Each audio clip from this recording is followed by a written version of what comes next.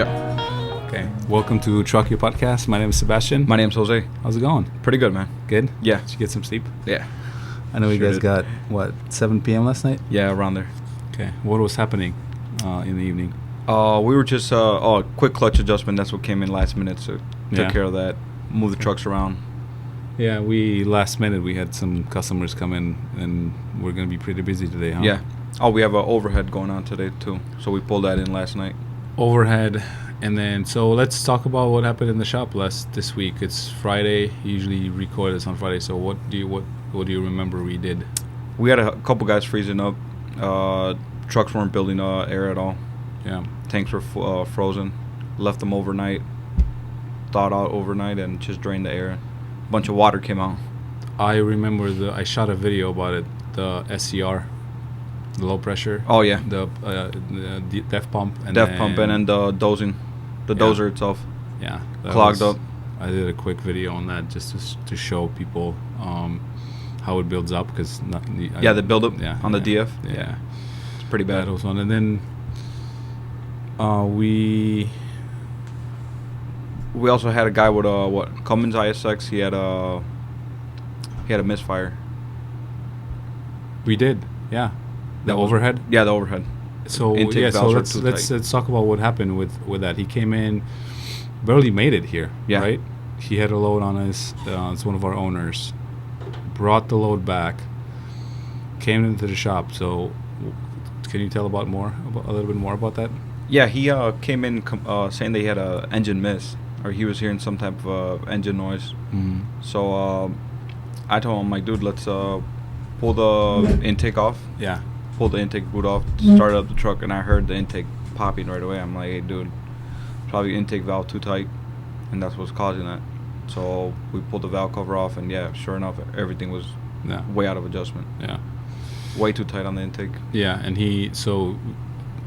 I talked to him. He's doing fine. He's running. No issues whatsoever. So that was definitely a good one. We thought a couple other things, but yeah. What else do we have that I'm thinking about on our side, on our fleet? Well, last night we just had a guy come back with a messed up diff. Yeah. Right. So what happened was the rear diff.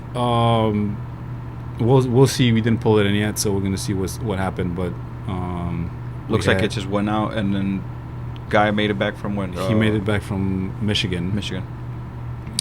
But the way he made it back is I called service. We called Kyle called service. They took out the shaft, and then we just made it on the power divider back. Right. So obviously not speeding more than 50. Yeah. So he made it back. Didn't have to tow it. The load made it back too. So that was, good. That was good. And then we decided to do an overhaul on our Yellowbird, our background truck. Yeah. Yeah, well, where that had that bad exhaust valve on cylinder number 6, that's where we saw that it was some cylinder damage on top. Yeah. And we saw some scoring inside the liners. A couple liners were dropped as well. Yeah. So we're gonna get the block counterboard and go ahead with a fresh overhaul. Yeah, and we looked at some kits already. Our supplier's gonna bring one in at a pretty good price. So why not? Right? Just do it and have a brand new truck. Yeah. Hopefully it's gonna last this. You remember I think it's 600,000 miles. Yeah, roughly. So I think it was a factory. Do you think it was factory rebuild? No. It's probably one of those. You think so? Yeah. Because usually Fitz would put, they would put their name on it if it was Fitzgerald's. They usually do it on the valve cover. Yeah. But I'm pretty sure they had like some aftermarket guys rebuild them. Yeah, well, maybe they made a deal with the fleet, and then because I know there was a lot of trucks in that fleet, so okay, maybe they made a deal and just kind of whipped out a whole fleet of them without worrying about putting our branding on it. Right. I don't know. Well, this is my second or third glider that needs an overhaul. Yeah, okay. Around 700,000. Yeah. Which. And what were the reasons for the other ones? Let me think. The other one was a while ago. and then I had one that I bought from, I'm not gonna say from where, but it was a Cascadia glider, Okay. and that was shortly after I bought it. So I don't remember. It was 2 years ago. I'm trying to remember what was the problem, but we decided to do an overhaul. It wasn't obviously here because we didn't have the shop yet, but it was at a friend's shop. So anyway, I mean, they're still worth rebuilding, Definitely. for sure, and just running them because they're really dependable trucks. The other ones we have, I mean, They don't break. some of them No. have over 1 million miles on them already. Yeah, the Coronados. Yeah, that was factory rebuilt. Right. So Detroit built those. And we have seen. Well, I'm pretty sure a couple guys know that the failure on those aftermarket kits on them. Yeah. Like you said, 600,000 miles, Yeah. roughly around that range. Yeah. When you have the other ones that are already hit 1 million. True. Yeah. What else? That's it. We bought a Scout. Did you see the? Oh, yeah. The international. Yeah, Scout? that came in yesterday. It's awesome. Yeah, I love that truck. We're gonna put a plow on it. I already found one. The guy has. It's a guy that had a Scout. Is selling the plow setup. The plow setup. Okay. So we're gonna do a swap on it. Yeah, I'm gonna go tomorrow pick it up. Yeah, hopefully we're gonna get some warmer weather, man. It's been brutal, but we've had how many frozen trucks over? Like we haven't because we run them, but I know one got to a customer and the truck is completely froze. It was actually a customer. It wasn't our truck. Now I remember he called me at night. I was talking to him. I was like, Okay. hey, this is what I need to do. But okay, what do we got today? What's our topic? It's gonna be the emissions timeline. Emissions timeline. Yeah. The video, I think it's going to be nice if we bounce each other's ideas Okay. around, and hopefully understanding that having that timeline for drivers, owners is gonna Get help some them info out decide. there. Yeah. So all right, what do you got? You want to start? Yeah. First one, it would be EGR. Yeah.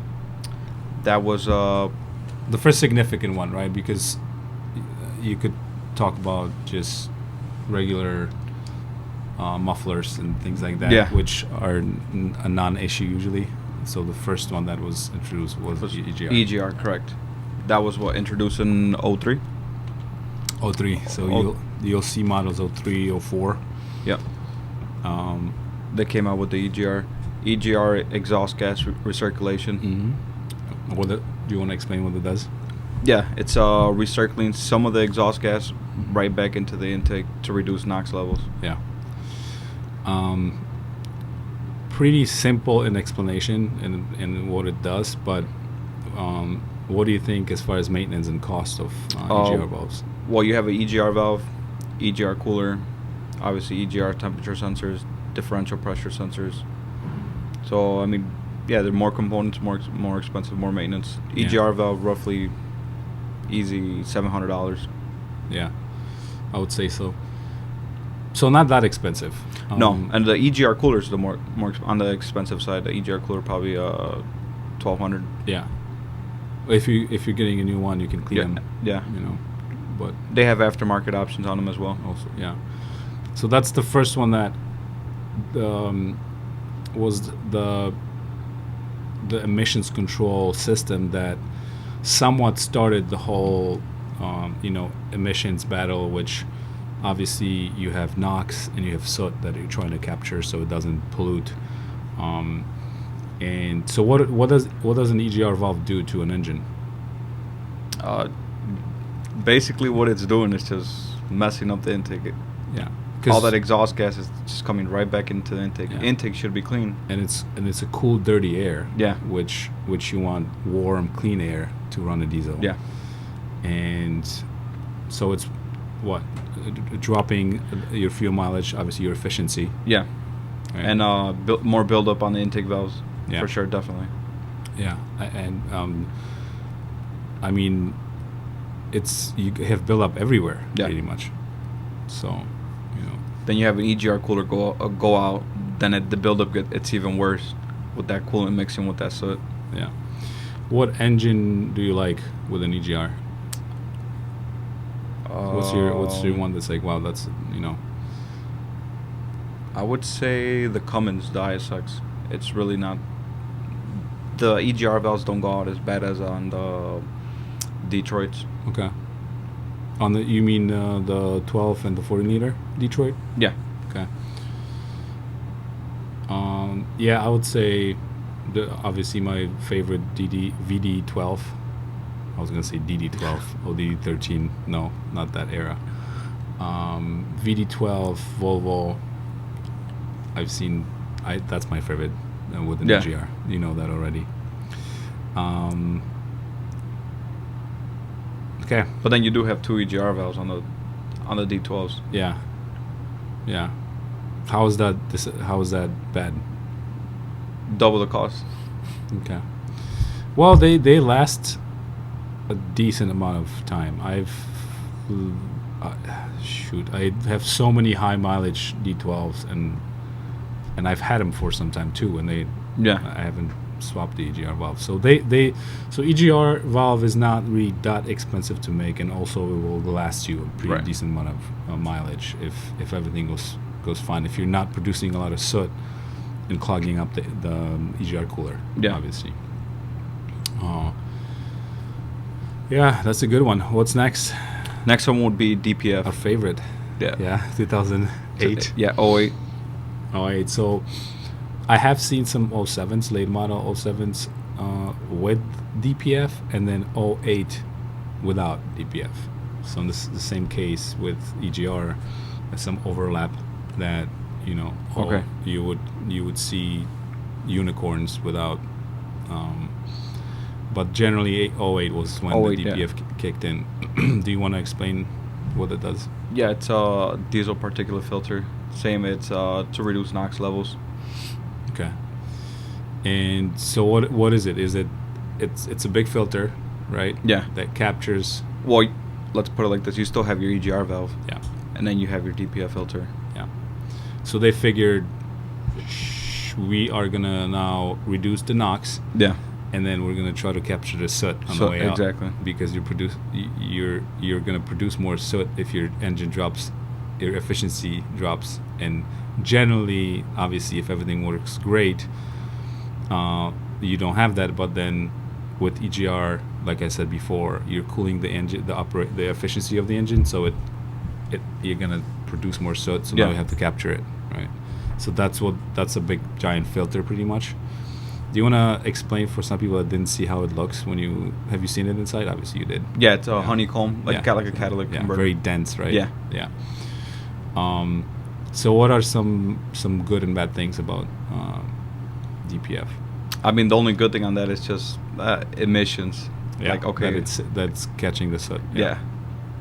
Bad things, I would say maintenance costs, breakdowns, obviously. If it wasn't unreliable. Not reliable. If you just recently bought the truck, you don't know what kind of maintenance was done to the DPF filter, how long ago it was cleaned.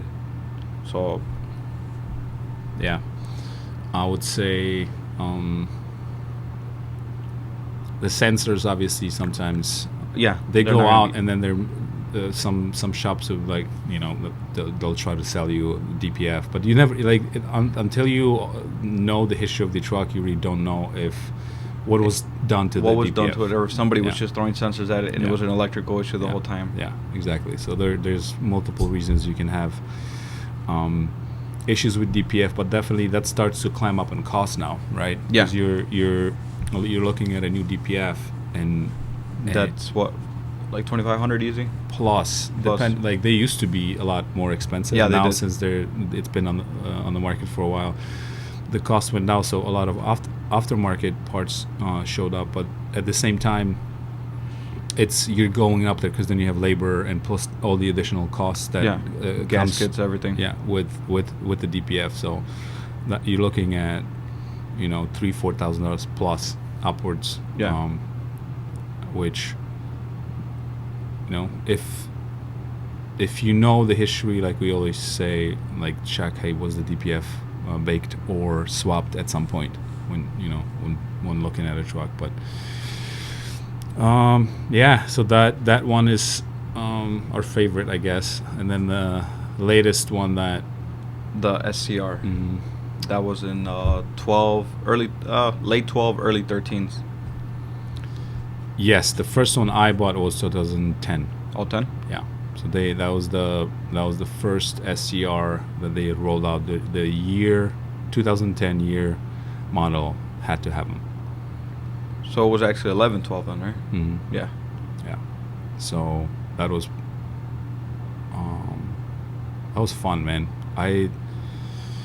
We had expecting having the Volvos, the D12 before, you know, I bought them with my dad. That was like, let's do it. You know, Let's they give it were a try. very reliable, and then God, that just turned ugly. It was the first year, a lot of issues. We got through it though, but what the SCR is selective catalytic reduction. We didn't explain that. So what it does is Yeah, selective catalytic reduction. Yeah, what that's doing is it's just the NOx is turning into, well, you got DF that's being sprayed into the exhaust flow diesel exhaust fluid, which is Yeah. urea. at Ammonia. high temperatures, Mhm. and that's being turned into nitrogen and water Yeah. on the way out. Yeah, so that's further reducing the NOx, Yeah. and it's also not a complicated system. It's just the electronics around it, because now, since the emissions are regulated, you have to be within a certain parameter, Yeah. and the sensor you have to Yeah, measure they're all good that stuff. readings, yeah. Yeah, and then so. Then you're adding more, obviously, sensors and electronics to Yeah, go and then you bad got the DF pump, and more that's- harness. Yeah, and as you know from experience, and even here in the shop what we worked on, it's like, well, we're eliminating, from the least expensive thing. Is it a harness? Let's look at all the steps, because Yeah, check corrosion, spread pins on electrical connections. yeah, because they're already long enough on the market that that's going to start happening. Yeah. And then instead of how many times you throw new sensors on and it's still doing the same thing, Yeah. but checking the harness wiring. first and then eliminating that is obviously the good step. So SCR, what have we seen? What's the lifespan and cost to swap on? Obviously they're expensive to swap. I would say What, 500,000 roughly? More or less. Mo- it depends. It obviously depends, but I'll do the bracket. Yeah, It's 500 to 700. yeah. I've known for some that have more, but again, it's how the truck is running and maintained. Yeah. And then the cost would be, what you think, around $4,000 plus just for the unit. Yeah, easy. Yeah, and then you have the pump, the dozer, all the things, and the labor swapping out. So that's also an expensive system. Yeah, it's going to add up really quick. Yeah. Okay. Is there anything else? What do you want to add? I think that's pretty much it. Just wanted to inform the guys, EGR, exhaust gas recirculation, DPF, diesel particulate filter, and the SCR, selective catalytic reduction. Yeah. Which, along with that, you hear a lot about DEF. So DEF is diesel exhaust fluid. Diesel exhaust fluid, yeah. Which is urea. That you put in to help the process. The actual system is called SCR. And these are things for guys to think about when they're buying their first truck as a first-time owner-operator. Yeah. Do you really want those expenses? Yeah, that's or one do you thing, have but- enough capital ready? But for also at the same time, some guys that I know have trucks and they don't know. They're not really sure about some of the stuff that they have. And yeah, you'll say they should, but a lot of guys just they it's so it's not complicated. It's not complicated for us. But what I want to say is it's so overwhelming to learn about all this stuff that if you can deliver it in a nice medium like what we're doing, it's going to be a lot easier to take in and understand, I think. Well, it's more overwhelming because we had a guy here. He came here for an inspection. He recently bought the truck, and I'm like, dude, he was doing cross towns. I'm like, dude, you have an SCR. And I'm like, dude, that's not going to work out at all. Yeah. But at the same time, that's why we're doing the podcast Yeah. and helping guys, because it's all about what you know and Yeah. who you know. Yeah. It's all about what you know about the equipment. I always say it's a tool that you're using for your business, and you have to learn about the Yeah. tool, right? Learn as you go. Yeah.